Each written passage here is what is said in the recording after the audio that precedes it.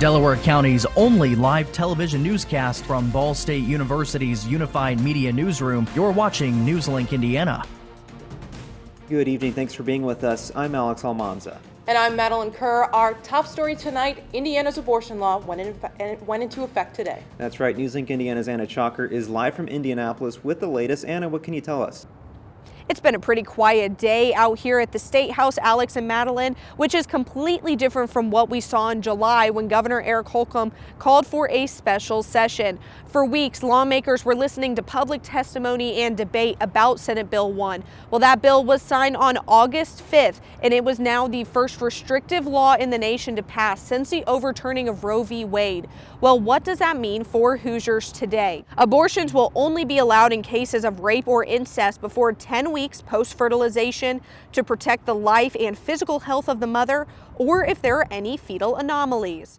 Also, clinics like Planned Parenthood lost their licenses to perform but can still provide other healthcare services, meaning abortions can only be done in hospitals or medical facilities. Even before this special session, the possibility of a law being passed gained public attention. All eyes were on the State House as lawmakers sat in the chambers discussing the effects of this bill. As you can see on your screen, rallies on both sides took over every floor of the building, even surrounding it. But today it was a much smaller crowd as we saw abortion rights rallies at Monument Circle and at the governor's house. Now we still have plenty of team coverage to get to tonight, so I'm going to go ahead and send it back to you at the desk. Live in Indianapolis, Anna Chalker, NewsLink, Indiana. Thank you so much, Anna. Now here in the studio is Grace Benkowski to break down the special session. Grace? Good evening, Alex and Madeline. Yes, this 45-page amended bill was signed into law after debate over an 11-day special session. Now, as of today, all Indiana abortion clinic licenses have been suspended. Any abortions being performed in the state have to meet, quote, specific timeframes and conditions noted in the law. And any violations can result in the loss of a physician's licensing. But how was this decided? Special session originally was called for taxpayer inflation relief. House Representative Sue Arrington says the special session came to a, quote, quick decision in order to pass what she calls a, quote, near total abortion ban, making it one of the first states to do so after the overturning of Roe v. Wade. There was a lot of dissension about it. None of the Democrats voted for it. And not quite all of the Republicans did either. The final vote's a 26-20 Senate vote and a 62-38 House vote.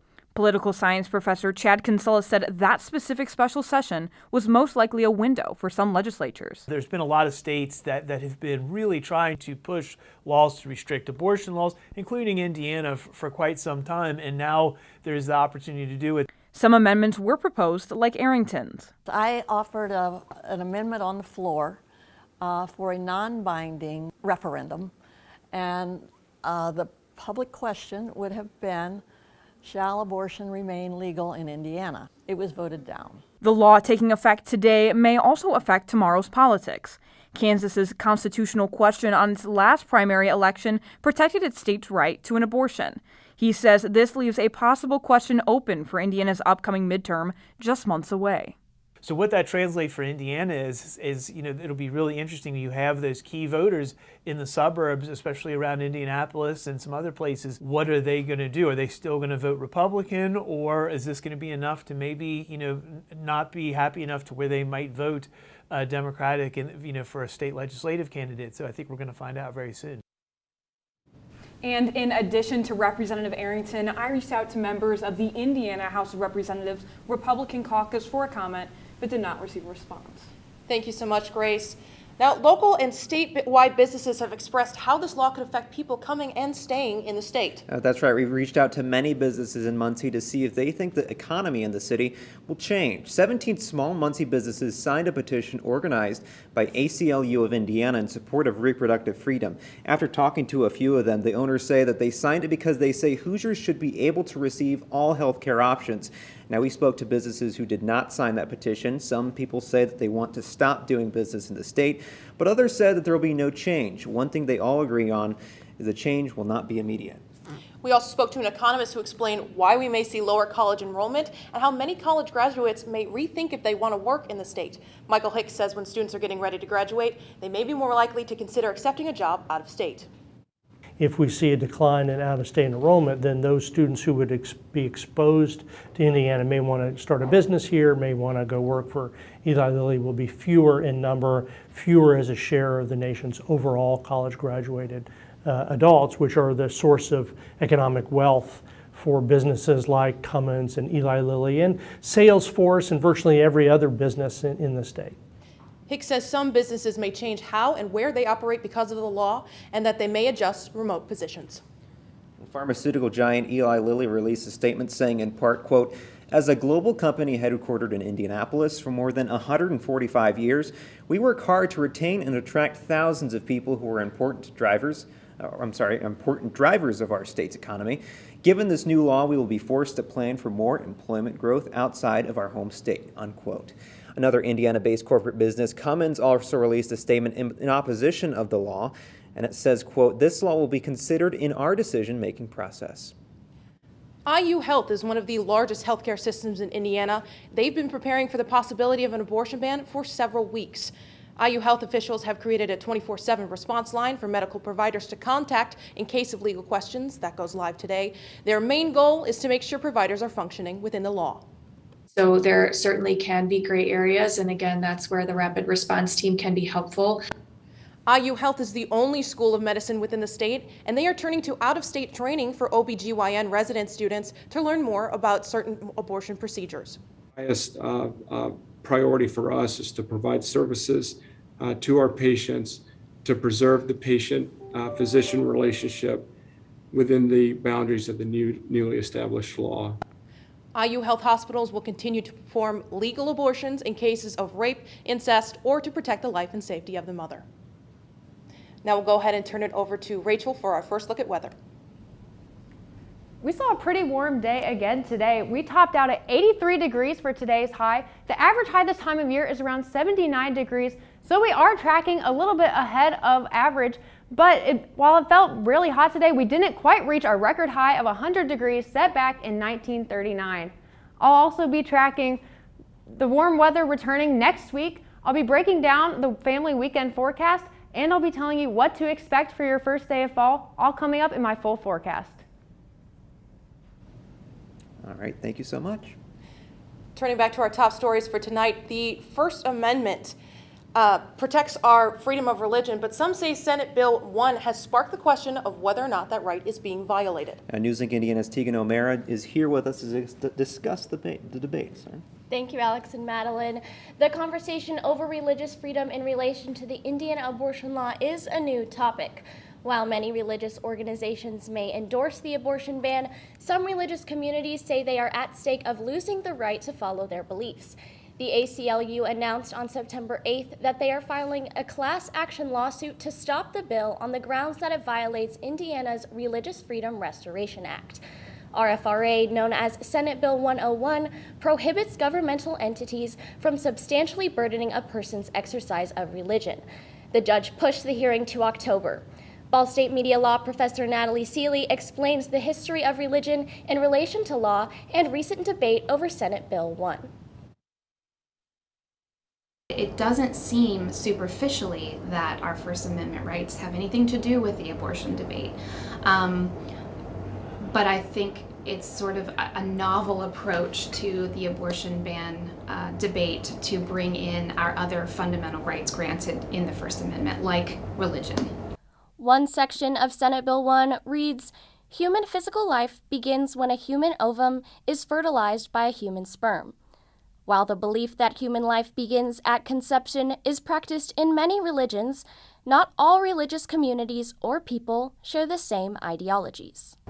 In the judicial opinion, there was not anything explicit mentioned about the Bible or religion specifically, but there certainly was sort of a religious narrative that was sort of a religious thread flowing through that judicial opinion, which basically states that life begins at fertilization, right?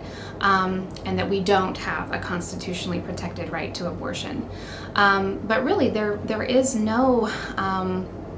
there's really no objective determination of when life begins. And of course, the scientific community and religious communities are sort of at odds about that question. Crew Club member Melina McClure participates in the Interdenominational Religious Club at Ball State and shared how her thoughts differ from her religious communities. If I were to get pregnant, I feel like as an 18-year-old, I would not be supported in my community. Despite being raised Lutheran, McClure says her feelings on the Indiana abortion ban are not swayed by religion. We're a free country. It shouldn't matter what your religion beliefs are because our country is not based on religion. Seeley says one misconception is that all religious people support the bill. Religious groups, particularly some more liberal Jewish religious groups and Universalist, Unitarian groups, are actually speaking out against the abortion bans because they argue that these bans actually interfere with the rights of those whose faith allows them to have abortion, which is, I think, a newish debate that's been happening over the past few years. She says another fear is that other First Amendment rights could be affected by the bill. So I think there is a fear that this decision to overturn Roe, while on its surface doesn't seem to be interfering with our First Amendment rights, there's a fear that it could spill over into that, those constitutionally protected rights that we have granted by the First Amendment. One First Amendment right that may come into question is freedom of speech. Will media outlets be limited in their talk about abortion? Seeley also mentioned other possible future concerns and debates as a result of the Dobbs v. Jackson decision.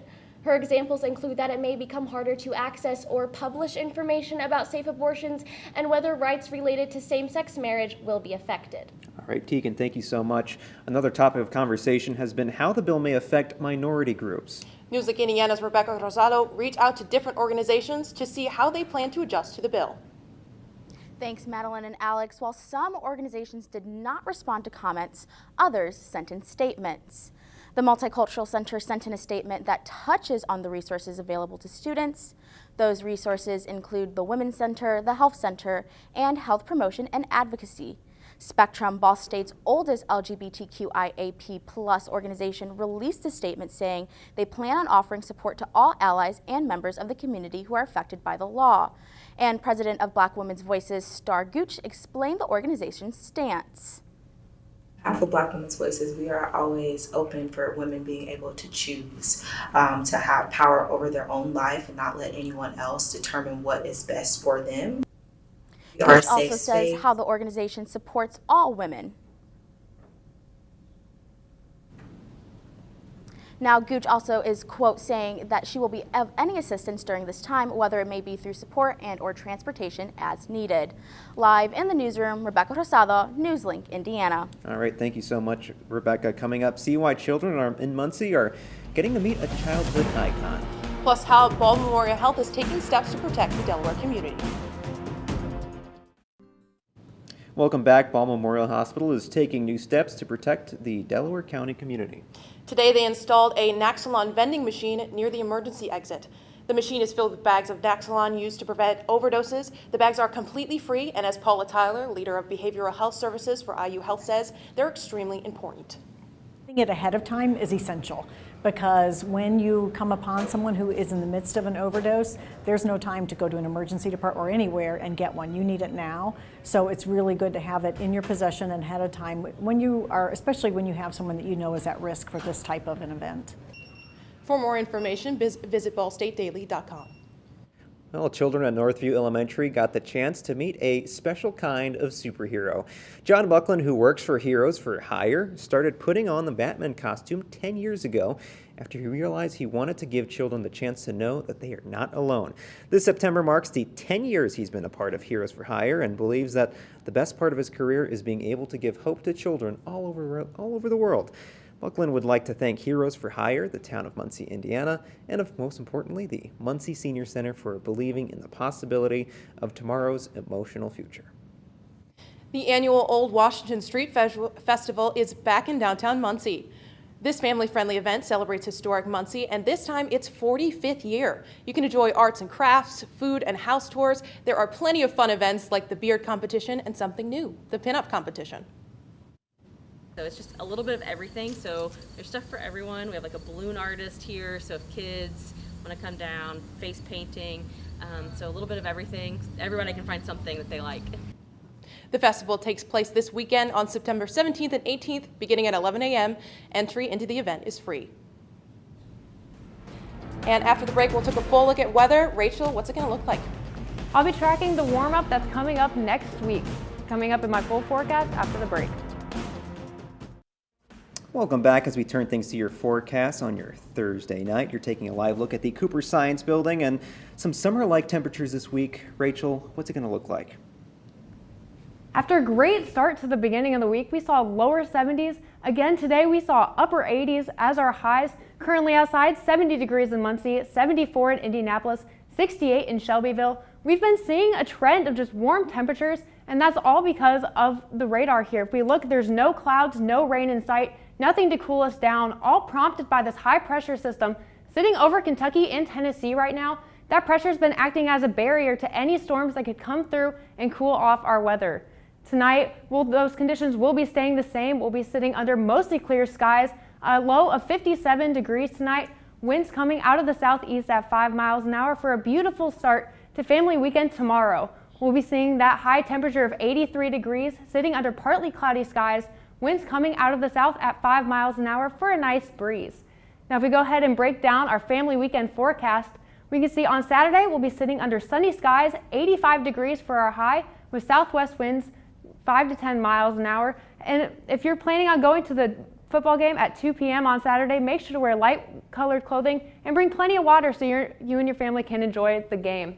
On Sunday, we'll be sitting under sunny skies again with 86 degrees as our high. Winds coming out of the southwest at 10, gusting up to 20 miles an hour. We do have a chance of overnight showers going into Monday. Now, if we go ahead and take a look at the rest of our 7-day forecast, you can see that chance of rain on Monday is going to drop our temperatures to 83 degrees, but they're going to rebound very quickly all the way to 87 on Tuesday, going all the way up to 90 for our first day of fall coming up next Thursday.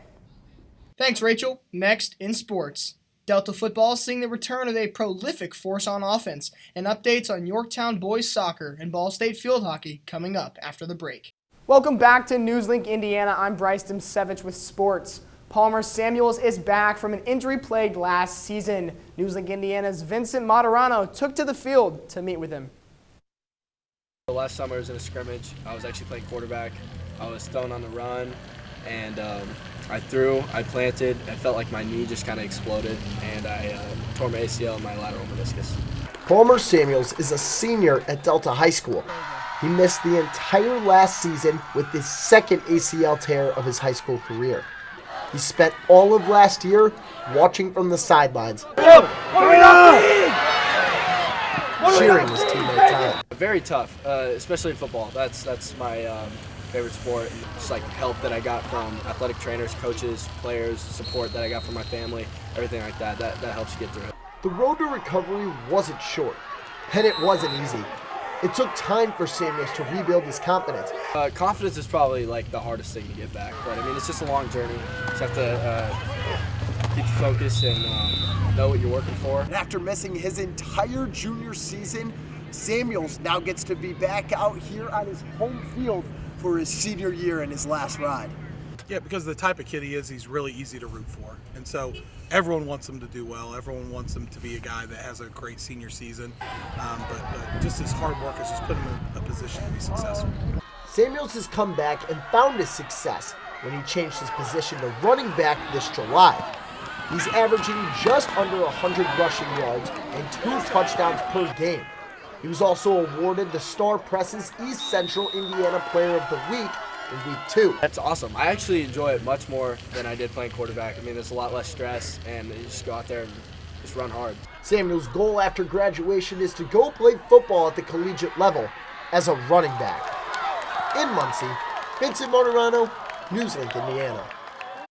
Kicking things over to the pitch, Yorktown Tigers boys soccer taking on the conference opponent Pendleton Heights Arabians Wednesday on the road.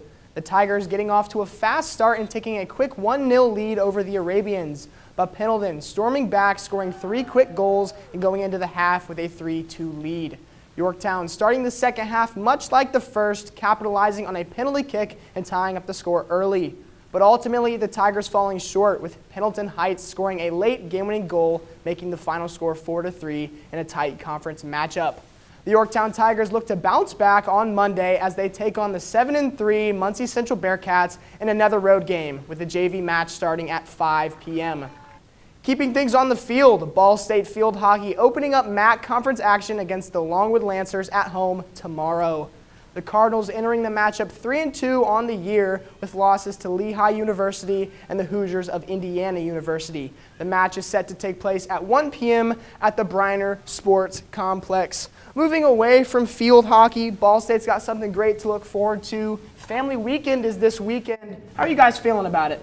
Well, Rachel told us it looks like it's going to look like some very nice weather. We're seeing 80s and 90s, so I'm personally really excited for that. And we're keeping these warm weathers in the fall season. Right, and as we've seen, this fall is a lot of firsts. So we're seeing a lot of events coming back, and of course, COVID for 2 years kind of changing things up. So glad to see it. Yeah, absolutely. I don't know if your families are coming here, but I got a bunch of my friends that are coming. It's going to be great. Right, thank you so much. After the break, we'll learn about one music group performing on campus. Plus, we have one final look at weather when we return.